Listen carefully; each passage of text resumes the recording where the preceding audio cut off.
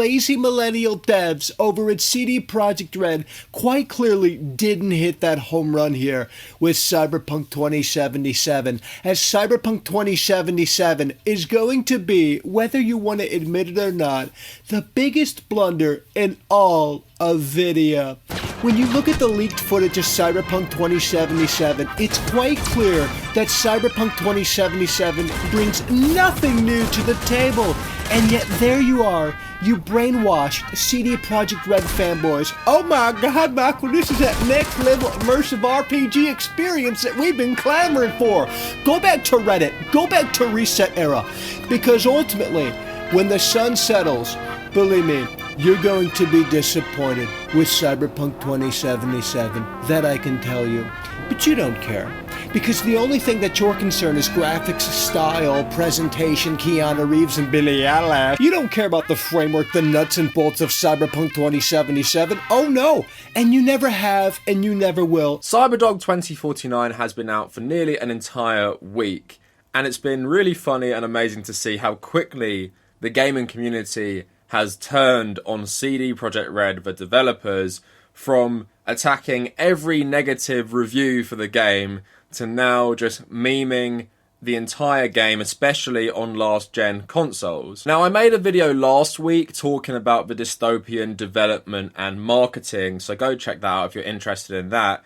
But I have now played the game, millions of people have played the game, millions of people can see that on last gen, this game has been a total scam in the sense that they did not show any footage before the game was released. They made millions and millions off pre-orders, all while knowing this game would not run properly on the PS4 and the original Xbox One. And that's why this video is titled The Fyre Festival of Video Games.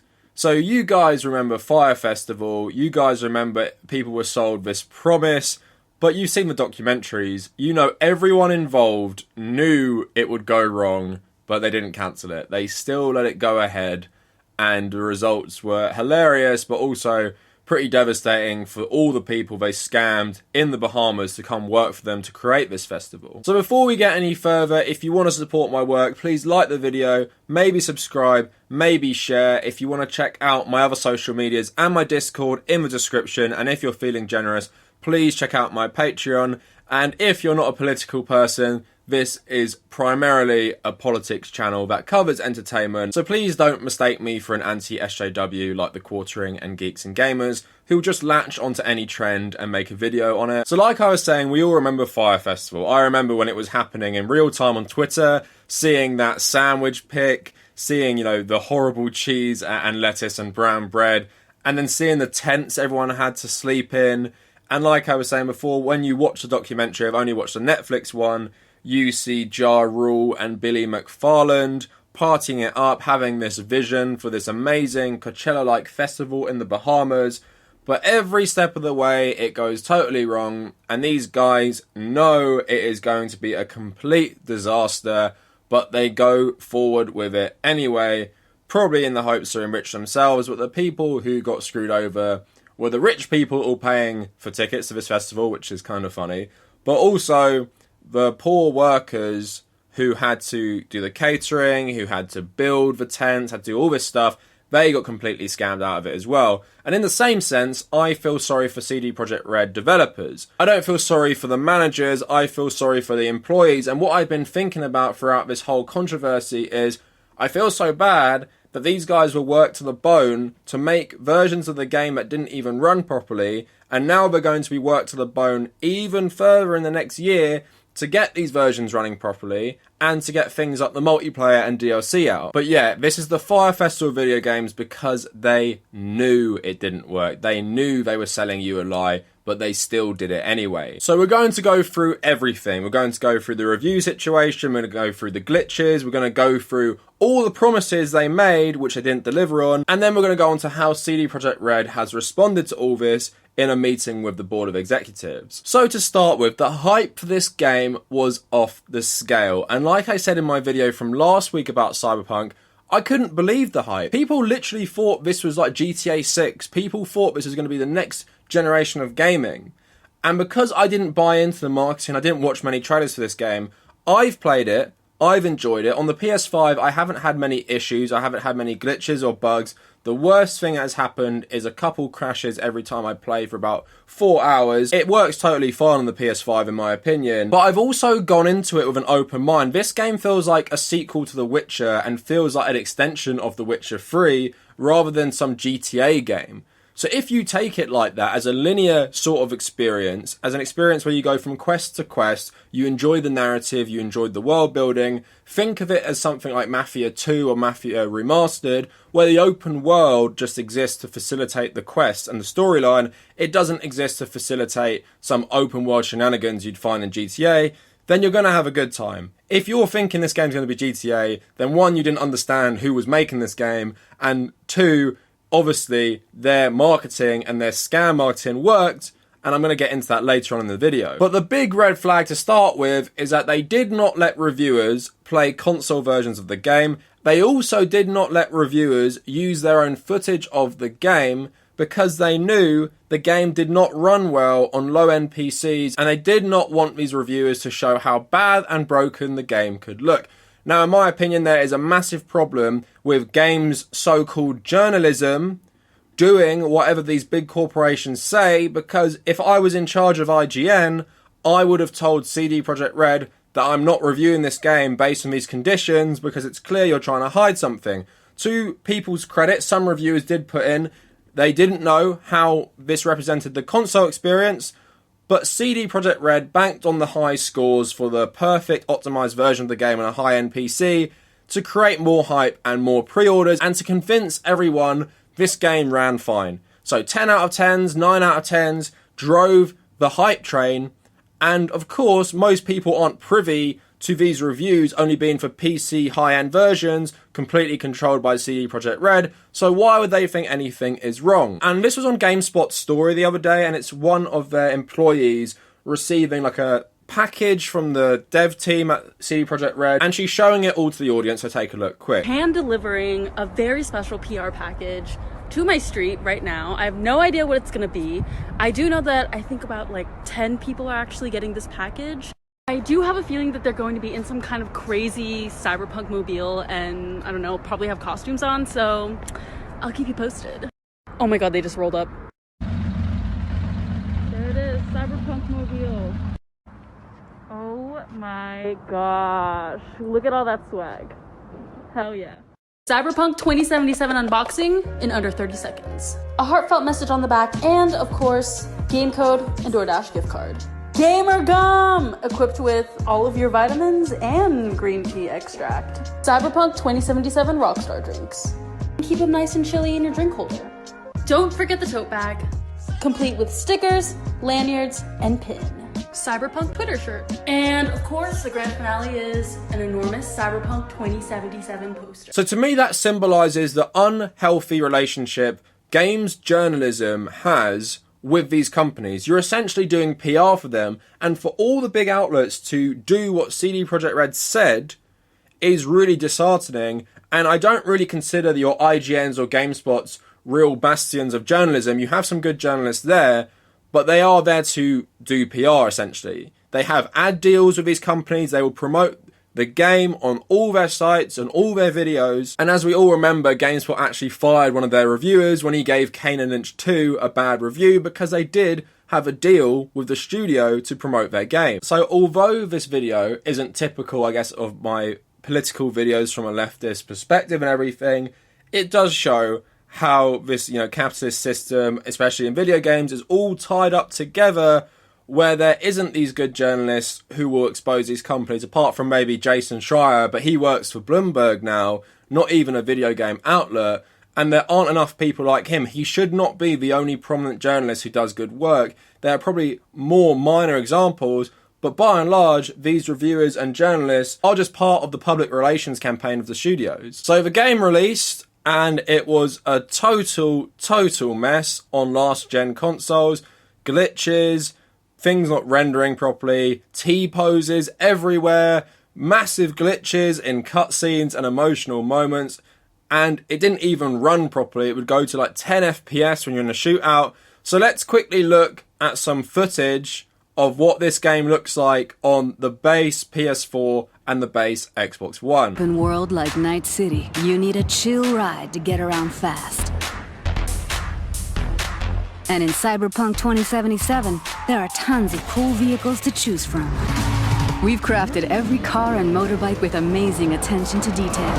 On the chassis, the body, not to mention the interiors.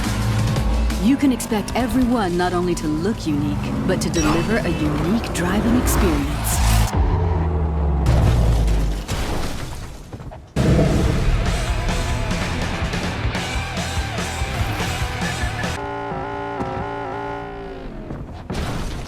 So that is bad enough. They already said to reviewers, you can only show the footage we send you. You can only play this on a high-end PC, play to the specs we say you should play, give us all the good scores, and then we'll release these broken versions you haven't touched and you haven't told anyone about, and the masses will eat it up and buy it, and when they get about an hour into the game, they'll realise this is so broken, you can't play it. Now, this would be bad on its own, and it is fixable, so in a year, maybe the PS4 version and Xbox One version will run fine.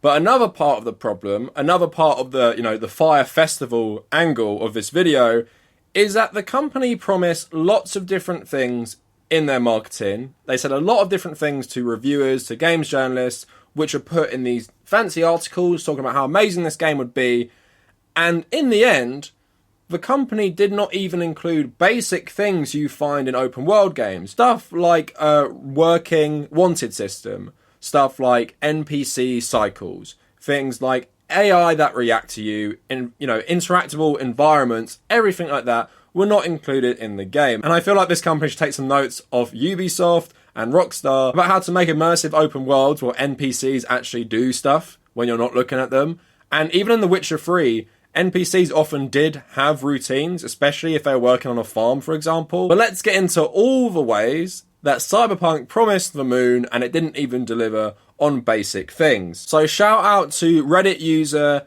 Dynamic Flashy, who put together loads of articles that showed how much they lied or how much content was eventually cut and how much it actually affects the experience. So the first one is, Cyberpunk 2077's life paths may make you want to replay the game multiple times. The life path system will allow players to determine the player character V's background. There are 3 in total: Nomad, Corpo or Street Kid, each with their own origin story and starting location. There are very few specifics about life paths, however one CD Projekt Red developer has revealed that the 3 options will be different enough that players will hopefully want to play through the game multiple times. So senior quest designer Philip Weber touched on this during a recent Q&A session on CD Projekt Red's community forums. Weber explained that each of the 3 life path options allowed the development team to explore non-linear narrative options in a myriad of ways. As such, the roleplay possibilities for players are numerous, and will hopefully encourage fans to play Cyberpunk more than once. But these life paths are essentially meaningless. You get a few different dialogue options, but the intro is only about 35 minutes long, and it barely changes anything about the story. So whether they were just promising this, or it was undercooked, or they had to cut stuff, we don't know. But that is the first thing. That was not included in the game. So going back to the NPC angle, Cyberdog 2049 has over 1,000 NPCs with different behaviour, according to an interview between GameStar and CD Projekt Red. It will feature over 1,000 unique NPCs that have their own daily routines according to the developer. The revelation, which further emphasises the scale of Cyberdog 2049, comes from a recent series of podcast interviews with CD Projekt Red's Miles Tost and Philip Weber. So a handmade routine that the NPC could have could mean anything from washing clothes or visiting different locations at certain times to simply rocking in a chair for the entire day. Now I can attest to this, but this is a good Reddit post. So from Big Boss Snake, never seen this discussed anywhere, so here's what I found out. When you skip time, you don't really skip time, you just change the position of the sun. Try it out, scare an NPC and he runs away, skip time for 12 hours, guess what? It's evening now, but everything is still as it was, and the NPC continues to run away. In Witcher 3, time actually passed when you went to meditate or sleep or whatever. And yes, the NPCs don't have cycles. They're not walking around all day, you can't find them at different spots. They basically just stay in the same place the whole time. The only thing I notice that might be different is at night, some places may be less busy. But yeah, if you play The Witcher, if you play Assassin's Creed, if you play GTA, if you play Red Dead, you'll notice a lot of NPCs have a daily cycle where you can follow them and they'll do different things, or at least they will not be doing the same thing for the whole time you're in that area. So the police system is one of the most undercooked police wanted level systems I've seen in a game. I've played multiple games with this, the original Watch Dogs, the latest Watch Dogs, the Mafia games, the GTA games, but this one really is the worst, because what these games usually do is if police see you and say, like in Mafia, you're breaking the speed limit, they'll come after you, the ones who saw you, and then other ones will spawn far away and then they'll come after you as well. What happens in Cyberpunk is the police just spawn behind your back. Here is a good video someone posted on Reddit of what this wanted system looks like. He climbs far above the city where no one could find him and started the wanted level up, and surprise, surprise, the police came right up to him within about 2 seconds.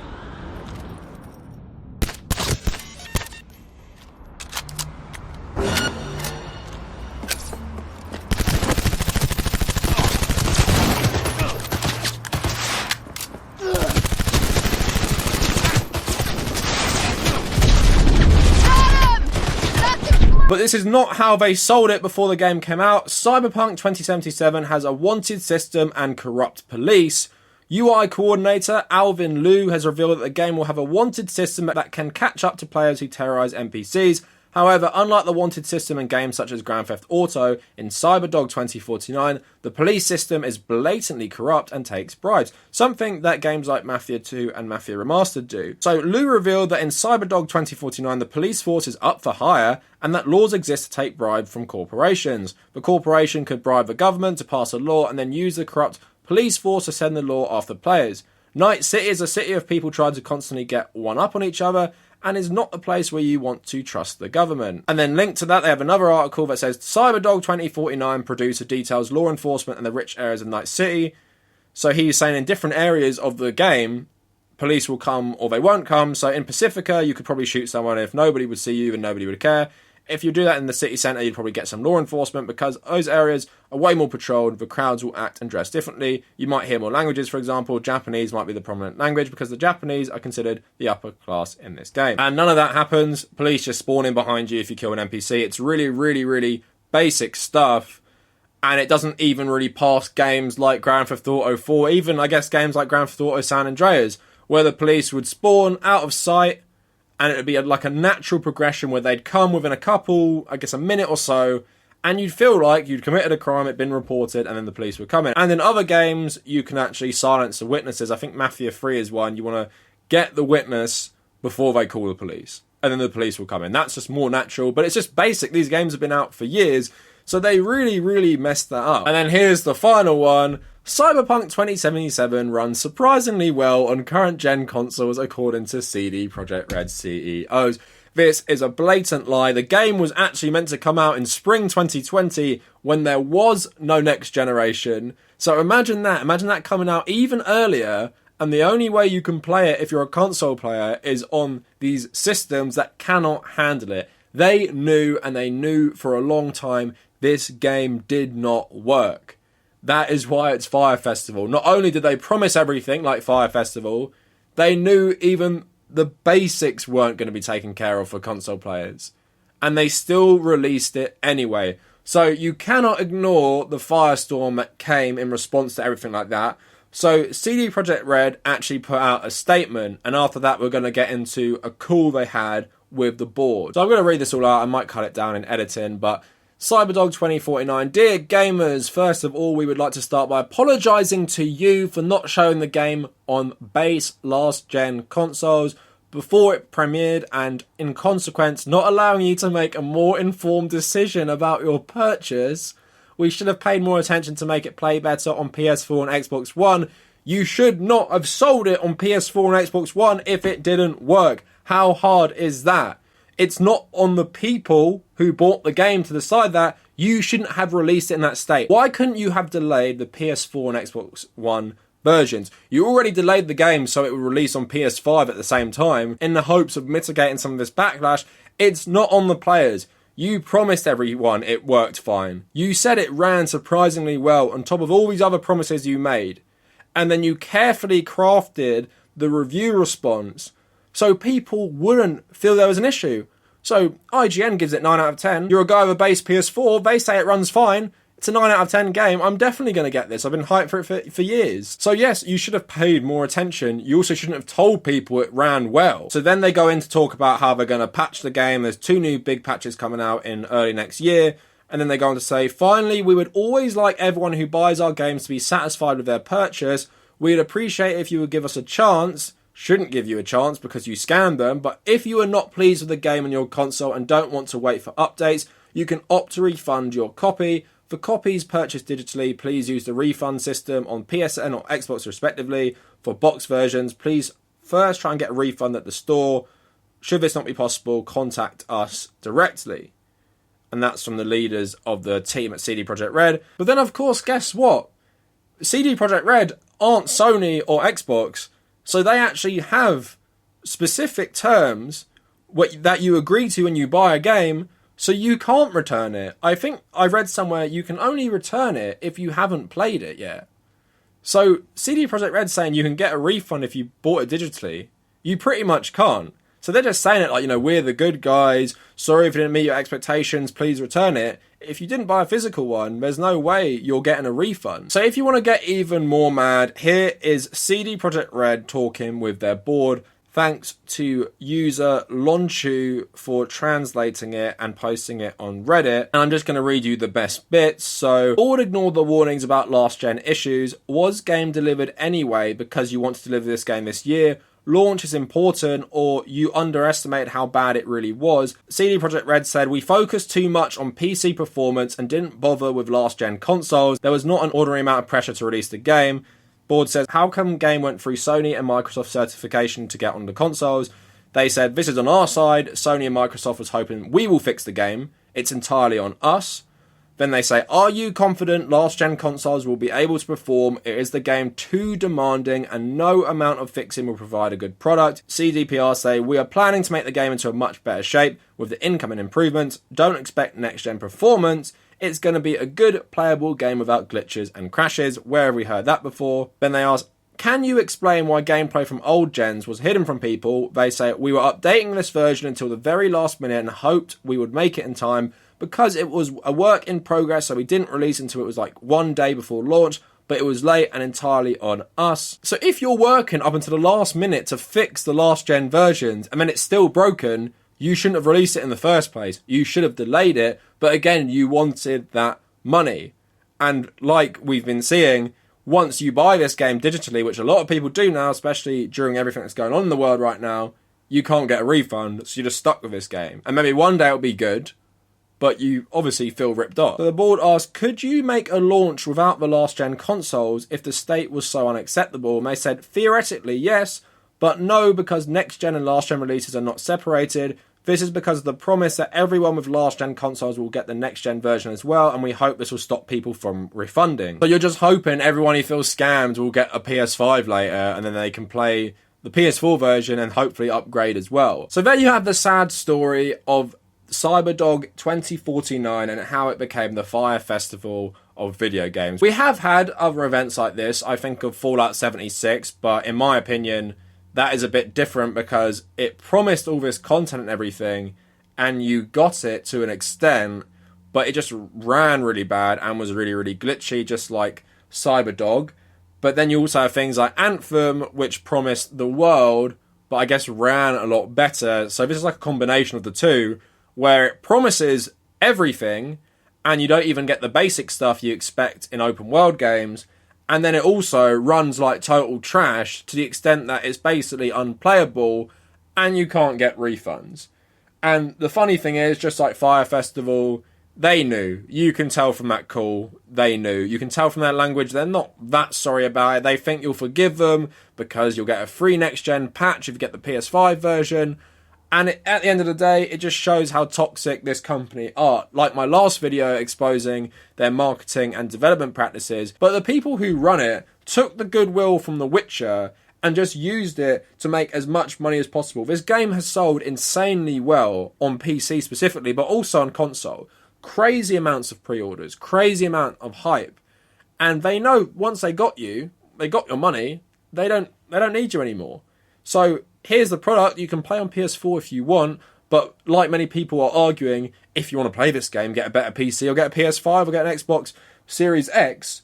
But most people can't do that. You promised them it ran fine. Why would they not believe you? And this whole way you manufactured everything, you created an image that it ran fine. You got all these great review scores, you know, really pushed the hype train forward, and now you're hoping you can fix it later. So anyway, let me know what you guys think of Cyberdog 2049 in the comments. If you like the video, please like, maybe share. If you like my content, you like my political analysis of entertainment and general political issues, please also subscribe to the channel. If you want to find me on social media, at the Kavernacle on Twitter and Instagram. Join my Discord, link in the description. Also join my subreddit. If you want to support me on Patreon, that is also in the description. And if you made it this far, thank you for watching.